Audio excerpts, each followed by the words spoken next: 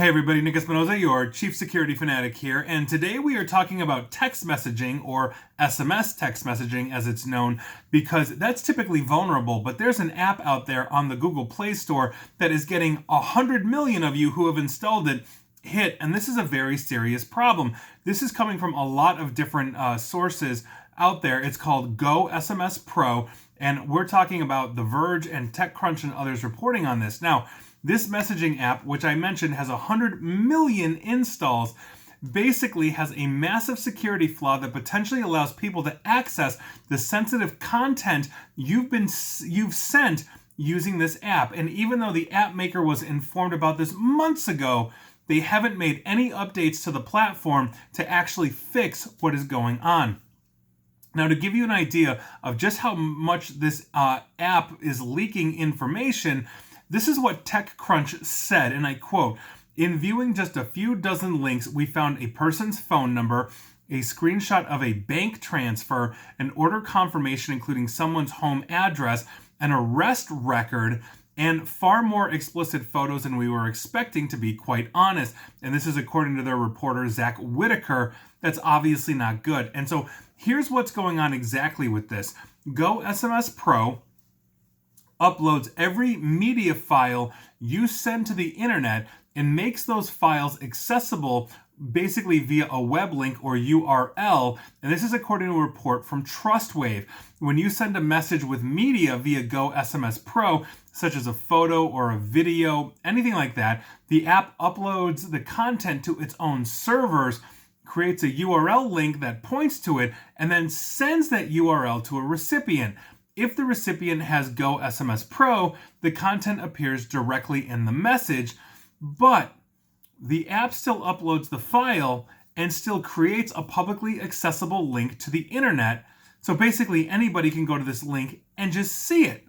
That's where the trouble is. There is no authentication required to look at the link, meaning we can find the link and we can view what you're doing. The URLs that are generated by this app apparently have a sequential and predictable address. Are not randomized, which means anybody can look at other files just by changing the right part of it. So you go from 001 to 002 to 003, and you can basically see anybody's information, media, pictures, video, whatever they are sending. Theoretically, you could even write a script to auto-generate sequential URLs so you could quickly find, browse, and download private content that is being shared by about 100 million people out there. What's worse still is that the app's developer has been unresponsive, and so it's unclear if they're ever going to fix this. TrustWave said they reached out on August 18th of 2020, and we are still getting reports on this basically today as I am talking to you on November 19th. So that's August to November. That's crazy. That is 5 months of not doing anything, even though they've been alerted. And I think overall, this underscores the need to vet all of the apps that we have. I don't care if you're iPhone or your Android. Here is some of the basics of what I do when I am looking to install an app on my mobile phone. One, I'm looking up their website. Do they actually have one? If they don't, that is highly suspect. If they do have one, where are they developing? Where do they have jobs listed? Is it in a country that has solid security and privacy laws that give you the right of recourse for deletion, such as the European Union? If something is being developed in an EU country, they have to adhere to the GDPR. Now, there are other countries or organizations or groups of countries around the globe that have stringent data security and privacy laws, and I am fine with that. But if it's coming from a country that gives you no recourse whatsoever and it's complete Wild West, that's a very serious issue. Do they have privacy policies and corporate info displayed in a transparent manner? Can you look this up? Can they state what they have? Can they state their corporate headquarters and everywhere else they are located? And as I mentioned, are they developing this in countries where we know the government may interfere or want, let's say, developers that are citizens of that country to insert code?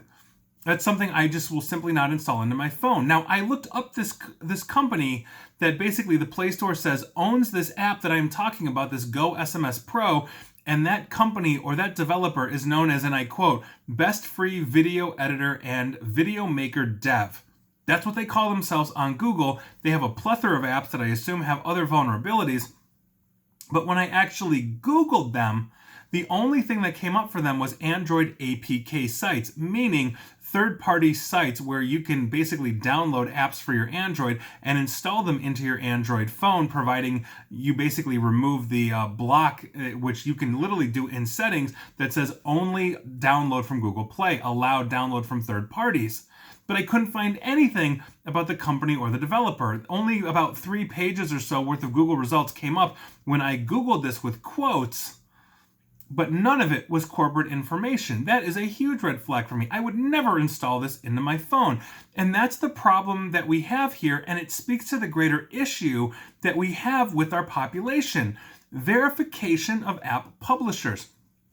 I can't tell you how many times I've seen advertisements for games that are developed in countries that literally have ties into so many apps that data mine you, steal your information, all this kind of stuff.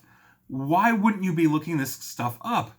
Now, Apple, to be honest, is fairly decent at vetting their developers, but things do slip past them. We've seen this time and again. I do probably a handful of videos every single year on something that is infecting the App Store or bypassed the gatekeeper systems that Apple has, and because you can't download an actual antivirus into an iOS device, that's a serious issue. Google, on the other hand, gives you every tool in the arsenal, but the App Store, their Google Play, is the complete Wild West. You can download everything and infect yourself till the cows come home.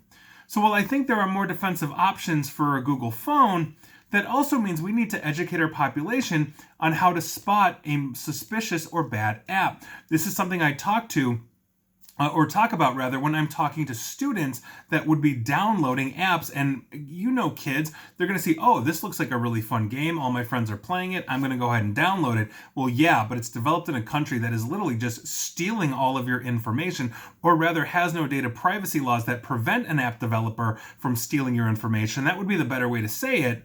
And so we need to start educating ourselves. I don't care if you're 8 or 80 on what you are downloading, because not everybody is adhering to the privacy policies and data security of your country, and you may be knowingly giving them information or simply exposing your information because they don't care, because 100 million downloads means a lot of basically money for them. And how many people are going to watch this? Not 100 million. I wish, but not. This is what we're talking about. So be careful when you download. Vet your apps. Look them up in the country of origin. See where they're being developed. Do you have recourse under that country's law to protect your data or get your data back or have it erased? And if you don't download it. This is something we really need to talk about.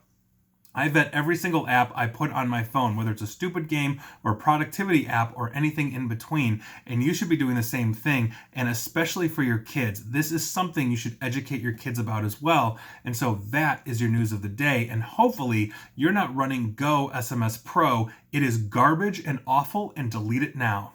And please like, share, follow me here on Facebook and Twitter at NickAESP, where you will be data mined in the United States.